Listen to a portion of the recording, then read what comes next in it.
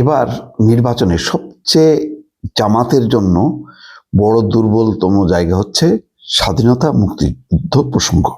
কথাটা বললাম এই কারণে যে মাগুরায় তিনি বলছেন, জামাতের আমির শফিকুর রহমান, আমরা মুক্তিযুদ্ধকে হাজারবার সম্মান করি।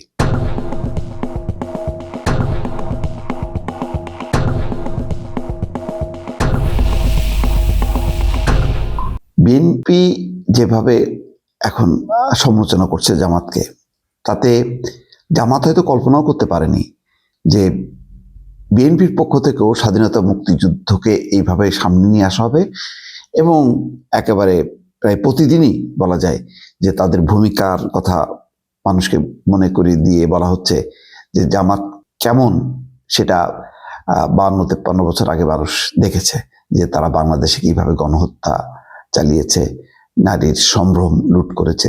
তো এই প্রসঙ্গটা বারবার বলছে হানাদার বাহিনীর তারা সহযোগিতা ছিল, তারা বাংলাদেশের স্বাধীনতা মুক্তিযুদ্ধকে চায়নি, বাংলাদেশকেই চায়নি, তারা দেশের কি কল্যাণ করবে। তো এই কথাগুলো জামাত আগে একসময় শুনতো আওয়ামী লীগের নেতাদের কাছ থেকে, বা আওয়ামী লীগের মোটা দাগে বলতে গেলে রাজনীতিটাই ছিল জামাতের বিরুদ্ধে এই স্বাধীনতা মুক্তিযুদ্ধ প্রসঙ্গটা, এবং সেখানে জামাতকে তারা কুপকাত করতো এইসব কথাবার্তা বলে। এখন সেই কথাগুলো বিএনপি যেইভাবে এখন ধারালোভাবে উপস্থাপন করবে এটা হয়তো তারা কল্পনা করতে পারেনি।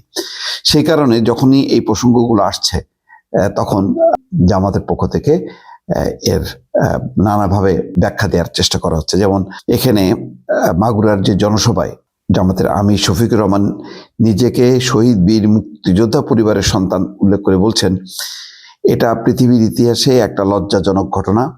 একটা দল সবসময় মুক্তিযুদ্ধের কথা বলেছে, আমরা মুক্তিযুদ্ধকে হাজারবার সম্মান করি, কিন্তু মুক্তিযুদ্ধকে আমরা ব্যবসা হিসেবে দেখতে চাই না। আমিও এক শহীদ মুক্তিযোদ্ধা পরিবারের সন্তান। আমার যে ভাই জীবন দিয়ে গেছেন, আমি বিশ্বাস করি তারা বাংলাদেশের মানুষের মুক্তির জন্য জীবন দিয়েছিলেন। কোনো দল গোষ্ঠী, কোনো পরিবারকে রাজা অথবা রানীর সিংহাসনে বসানোর জন্য সেদিন তারা লড়াই করেননি।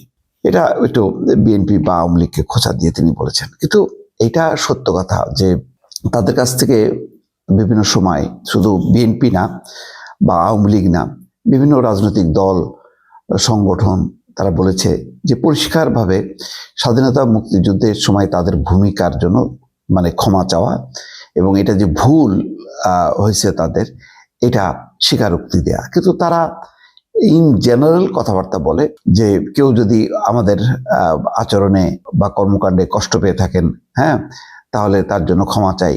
কিন্তু একেবারে পরিষ্কারভাবে যেটা বলা যে স্টেট ভাই আমি মাপ চাই, ওই ধরনের উক্তিটা কিন্তু এখনো জামাত করেনি।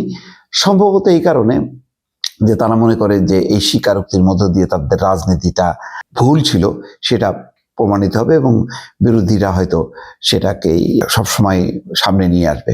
আবার এমনও হতে পারে যে তারা তাদের সেই অবস্থানকে আসলে সঠিকই মনে করে। ওই সময় স্বাধীনতা মুক্তিযুদ্ধের সময় তারা যে পাকিস্তানকে সমর্থন করেছিল, এই অবস্থানকে হয়তো তারা সঠিক মনে করে, এটাও হতে পারে। এখন কোনটা সঠিক বেঠিক সেটা যতক্ষণ না পর্যন্ত পরিষ্কার বিবৃতি না দেওয়া হচ্ছে ততক্ষণ বিষয়টা পরিষ্কার হচ্ছে না। এবং অনেকে বলেন যে এই দফায় 24-এর 5ই আগস্টের পর তাদের মূল লক্ষ্যটা হচ্ছে যে স্বাধীনতা মুক্তিযুদ্ধ, প্রকৃত স্বাধীনতা বলতে তারা 24কেই বলবে, যাতে মানুষ 71টা ভুলে যায়। এবং এই কারণে তারা 72-এর সংবিধানটা একেবারে পুরোপুরি পাল্টে দিতে চায়।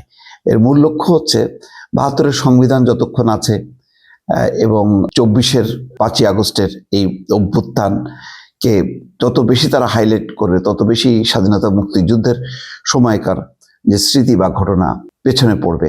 হয়তো এই লক্ষ্য নিয়েও তারা পুরনো জিনিসটাকে আর সামনে আনতে চায় না, ইতিহাসটা চাপা দিয়ে তারা হয়তো তাদের পরিচিতিটা ভিন্নভাবে নিয়ে আসতে চায়।